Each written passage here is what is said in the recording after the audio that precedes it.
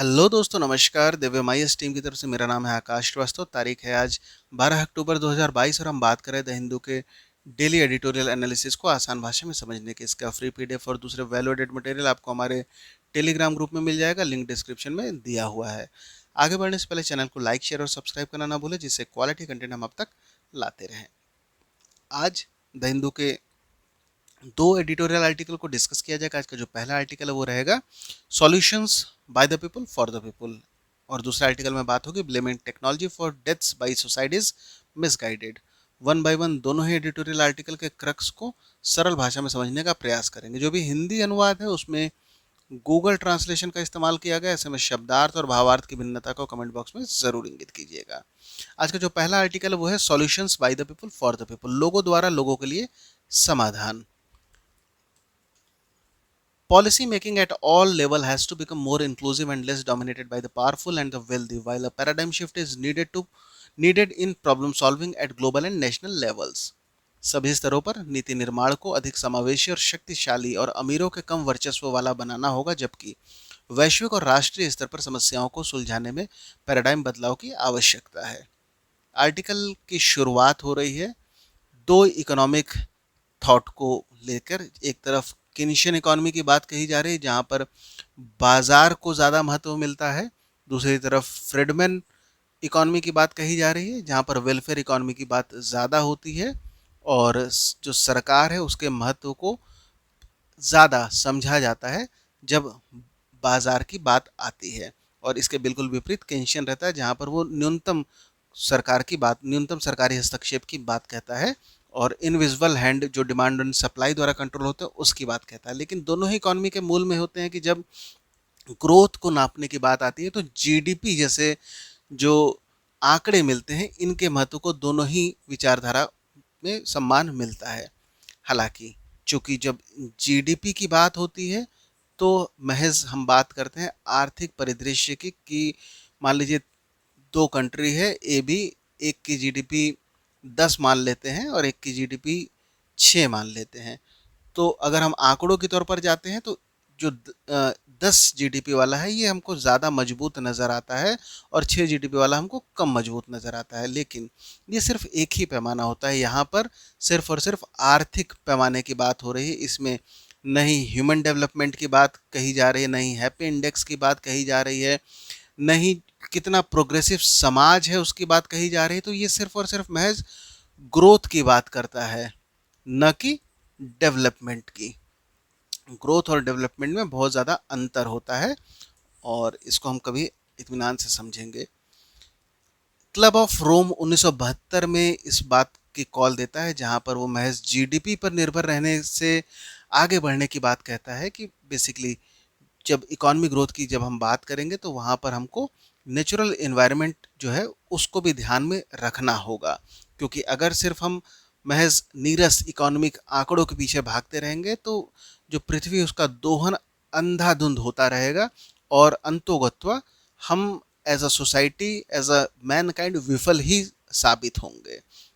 अब इसमें आगे चूंकि जिस तरीके से आज के समय में पूंजीवाद, बाजारवाद काफ़ी ज़्यादा प्रमुख देखने को मिलता है और इसमें Thatcher, Reagan, Chicago model, Margaret Thatcher, Ronald Reagan और शिकागो मॉडल जो कि नव उदारवाद के प्रवर्तक के रूप में देखे जाते हैं, इनका काफ़ी प्रभाव पूरी दुनिया में देखने को मिलता है। लेकिन 2008 में जब वैश्विक मंदी आती है तब वहाँ पर समझ में आता है कि बिना सरकारी हस्तक्षेप के बाजार में जब वेलफेयर की बात कहना होगा तो वो कहीं ना कहीं उतनी मजबूती से नहीं रखी जा सकती है। और ऐसे में जब G7 दुनिया भर के जो मजबूत जो कंट्री रहते हैं वो साथ में आते हैं, G20 साथ में आते हैं कि किस तरीके से दुनिया को फिनेंशियल स्टेबलाइज किया जाए, और वहाँ पर वो बेल आउट की बात करते हैं। और लेकिन जब बेल आउट की बात करते हैं तो टू लास्ट टू फेल जो बड़ी बड़ी जो इंस्टीट्यूशन उनके लिए बेल आउट की बात होती है, जबकि जो आम नागरिक है उसको कोई भी कंपनसेशन नहीं मिलता है, उसकी मुश्किलें और ज़्यादा बढ़ती हैं। ग्रीस क्लासिकल एग्जाम्पल है जहाँ पर इसको बेल आउट तो मिलता है लेकिन वहाँ का जो आम नागरिक है उसका जीवन और ज़्यादा कठिन हो जाता है। अब जो आम नागरिक है उनका अक्सर ये शिकायत रहता है कि जो ग्लोबल फिनेंशियल सिस्टम है ये अनफेयर है। इसमें जो बात ज़्यादा सुनी जाती है वो सबसे ऊपर जो पद सोपान में होते हैं, जो वेल्दी और पावरफुल पीपल होते हैं, उनको ध्यान में रखकर जो नीति है उसको बनाया जाता है, जबकि जो आम नागरिक है उसको बिल्कुल तवज्जो नहीं दिया जाता और ये माना जाता है कि छन छन के जो लाभ है अंतिम अंतोगत्वा समाज के जो सबसे नीचे तबका है उस तक पहुंच ही जाएगा। ऐसे में 3P का स्लोगन काफ़ी ज़्यादा मुखर हो जाता है, जहाँ पर पीपल, प्लैनेट और प्रॉफिट की बात कही जाती है। प्रॉफिट के अलावा जो प्लैनेट है, इन्वायरमेंट की बात भी उतनी ही ज़्यादा इंपॉर्टेंट हो जाती है और जो इंक्लूसिव ग्रोथ की बात होती है, आम आदमी जो नीति निर्माण में उसको ध्यान में रखने की बात भी इक्वली इम्पॉर्टेंट हो जाती है। ऐसे में बात हो रही है एक रिपोर्ट की, earth for all, a survival guide for humanity, जो कि इकोनॉमिस्ट, इकोलॉजिस्ट और सोशल साइंटिस्ट मिलकर बनाते हैं, जहाँ पर बात कही जा रही है कि जो economy as a whole, as a open system इसको देखना चाहिए। और इसमें बात हो रही है कि लॉन्ग टर्म की अगर हम बात करेंगे तो 5 ट्रैक सॉल्यूशन की बात कही जा रही है। पहला, गरीबी किस तरीके से कम किया जाए, इसको ध्यान में रखना होगा जब भी हम आर्थिक नीतियों को बनाएंगे। इसके अलावा जो इनइक्वालिटी है उसको किस तरीके से कम किया जा सकता है, समता मूलक जो समाज है उसकी तरफ कैसे आगे बढ़ना होगा, आर्थिक नीतियों को बनाते समय इसका ध्यान रखना होगा। महिला सशक्तिकरण को ध्यान में रखना होगा।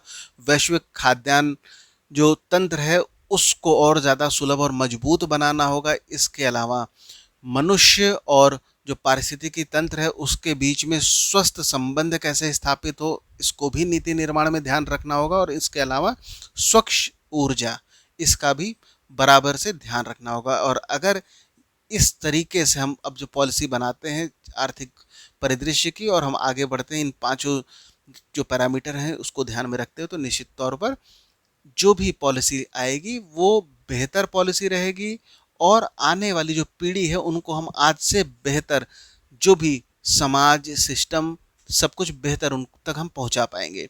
अब इसमें बात हो रही है कि जिस तरीके से आज हम आगे बढ़ रहे हैं उसको टू लिटिल टू लेट कहा जा रहा है। कुछ बेहतर बातें तो हो रही हैं पर वो पर्याप्त नहीं है और बहुत सुस्त गति से हो रही है। इसके अलावा बिग लीप की बात हो रही है। बिग लीप की ज़रूरत को बताया जा रहा है कि एक लंबी छलांग की ज़रूरत है।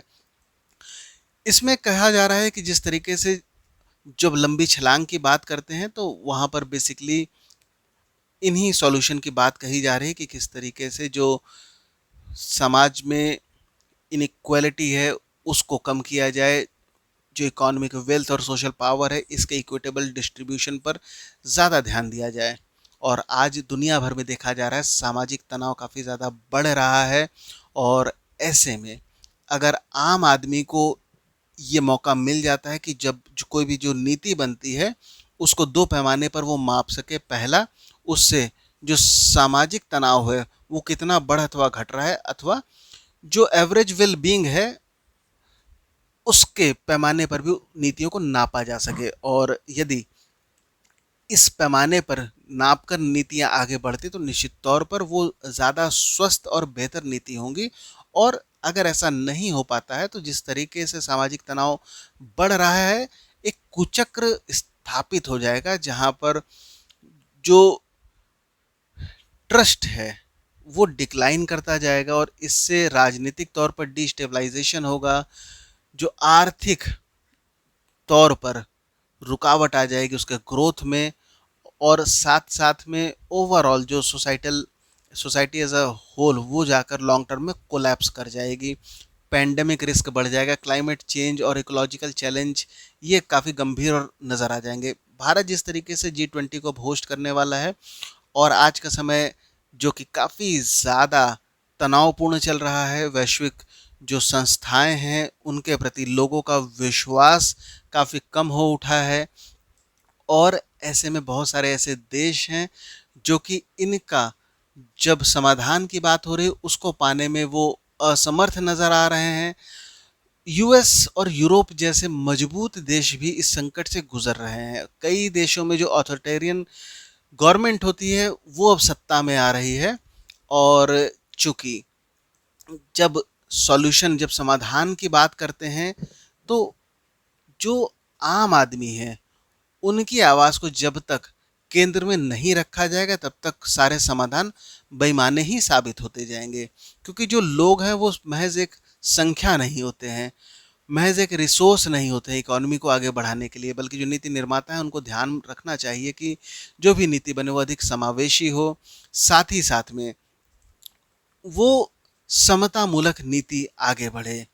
और ऐसे में जो जीडीपी की जब हम बात करेंगे तो सिर्फ जीडीपी को आर्थिक गणना महज एक समझ के आगे नहीं बढ़ना चाहिए, बल्कि इसमें जो इन्वायरमेंट है, पर्यावरण का भी ध्यान रखना होगा, साथ साथ में जो समाज है उसका भी ध्यान रख के आगे बढ़ना होगा। और जो भी नीति बने वो वर्टिकल नीतियां ना बने कि जो सबसे ऊपर समाज के बैठा हुआ है, वो चाहे वेल्थ की बात हो या पावर की बात हो, ऐसे लोग सबसे ऊपर बने हैं उनको ध्यान में रख के नीति बनाई जाए और माना जाए कि छन छन के उनका लाभ अंतोगत्ता समाज के अंतिम व्यक्ति तक पड़ जाएगा। ऐसी नीतियां जब तक बनती रहेंगी तब तक सामाजिक तनाव बना रहेगा। बल्कि ज़रूरत क्या है, हॉरिजॉन्टल नीति बनाने की, जिसमें समाज में सभी वर्ग के लोगों को ध्यान में रख के नीति बनाई जाए। और संवाद की प्रक्रिया काफ़ी ज़्यादा इंपॉर्टेंट हो जाती है, फीडबैक काफ़ी ज़्यादा इंपॉर्टेंट हो जाता है, जो कि हर समाज के हर तबके के लोगों से राय मशवरा करने के बाद यदि नीतियाँ बनेंगी तो लॉन्ग टर्म में वो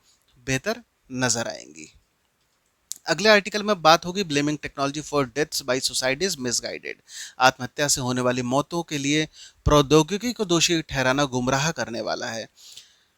आर्टिकल में बात हो रही है NCRB national crime record of bureau के आंकड़े की, जो कि हर साल जो आत्महत्याएं होती हैं भारत में उनके आंकड़ों को ये सार्वजनिक करता है। और अभी नवीनतम आंकड़ों की बात कही जाए तो तकरीबन 1,64,000 के आसपास आत्महत्याएं इस साल, पिछले साल अभी देखने को मिला है। 2021 के डेटा की बात हो रही है। और जब आत्महत्याओं के कारणों की जब बात होती है तो इसमें सबसे ज़्यादा चर्चा का विषय बन रहा है कि जिस तरीके से आज के समय में जो डिजिटल टेक्नोलॉजी है, इनका जो पहुंच है हम आम जीवन में, वो और ज़्यादा गहराता जा रहा है। और ऐसे में सबसे ज़्यादा असर पड़ रहा है अवसाद और दूसरे जो मानसिक तनाव हैं उनके रूप में ये गहराता जाता है, और जो कई मामलों में ये आत्महत्या के भी कारण बन जाते हैं। कुछ एग्जाम्पल की भी बात कही जा रही है, जैसे साइबर बुलिंग हो जाती है। इसके अलावा कई बार सोशल मीडिया कारण बन जाता है कि व्यक्ति अपना जो सम्मान है उसको खो देता है। इस सब के अलावा जो आज बिंज वॉचिंग काफ़ी चल गया है, ये जब एक्सट्रीम लेवल पर पहुंच जाता है ऑनलाइन कंटेंट का, तो इससे भी जो अवसाद और मानसिक तनाव की स्थिति है वो काफ़ी ज़्यादा बढ़ जाती है। इसके अलावा एक जो रैट रेस होता है कि हम सोशल मीडिया पे कितने फॉलोवर हैं, कितनी कम्युनिटीज़ हैं, इन सबको ध्यान में रखते हुए ऐसे ज़्यादा तनाव और ज़्यादा देखने को मिलते हैं। अब आगे ये बात कही जा रही है कि महज जो तकनीक है उस पर सारी जिम्मेदारी को थोप देना वो सही नहीं है, क्योंकि जो तकनीक वो खुद में सही या गलत नहीं हो सकती, बल्कि जो इस्तेमाल करता है उसके ऊपर ये निर्भर करता है कि वो उसको किस तरीके से इस्तेमाल करता है। खुद के भला के लिए भी वो वही तकनीक इस्तेमाल की जा सकती है, और जब उसी का अति दोहन होने लग जाता है तो वो नुकसान भी उसी अनुपात में करती चली जाती है।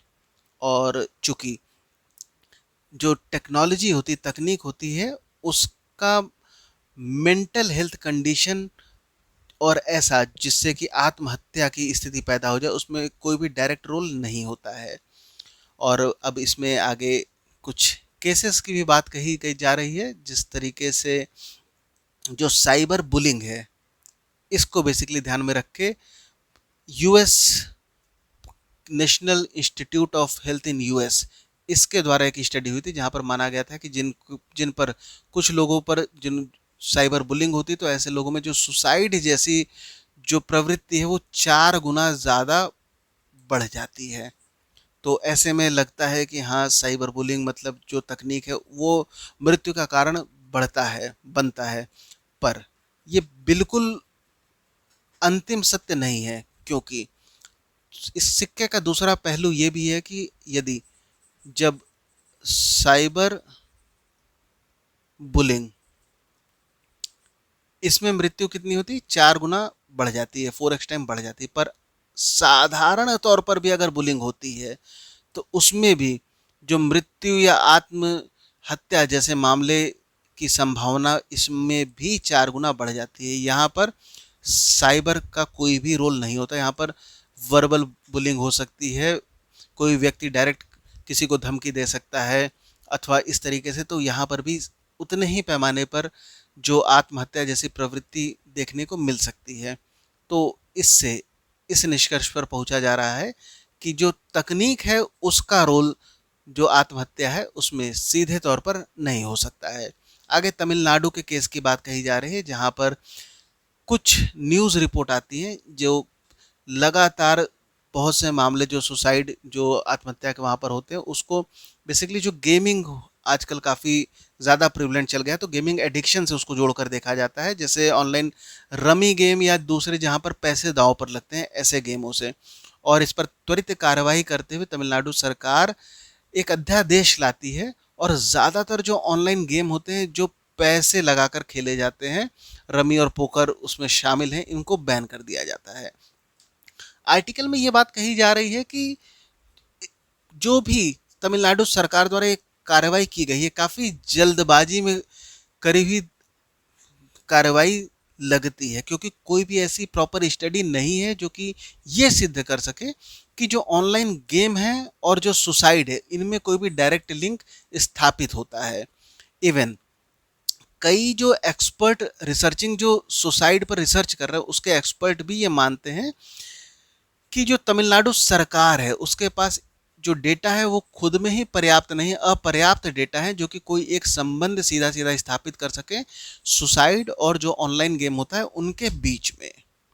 ऐसे में जो एनसीआरबी है उसका ये भी कहना है कि ज़्यादातर मामलों में जो सुसाइड होता है उसमें पारिवारिक समस्याएं देखने को मिलती हैं, बीमारी देखने को मिलती है, सब्सटेंसेस अब्यूज़ देखने को मिलता है, शादी प्यार ऐसे मामले देखने को मिलता है, और लगभग जो 2/3 से ज़्यादा मौतें होती वो इन्हीं कारणों में देखने को मिल जाती हैं।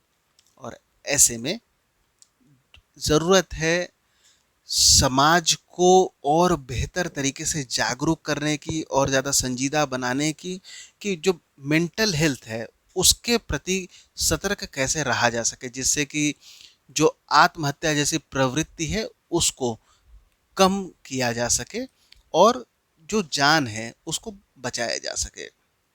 तकनीक ही की बात करें तो उसमें केंद्र सरकार द्वारा तकनीक का ही इस्तेमाल करके national tele mental health programme लाया गया है।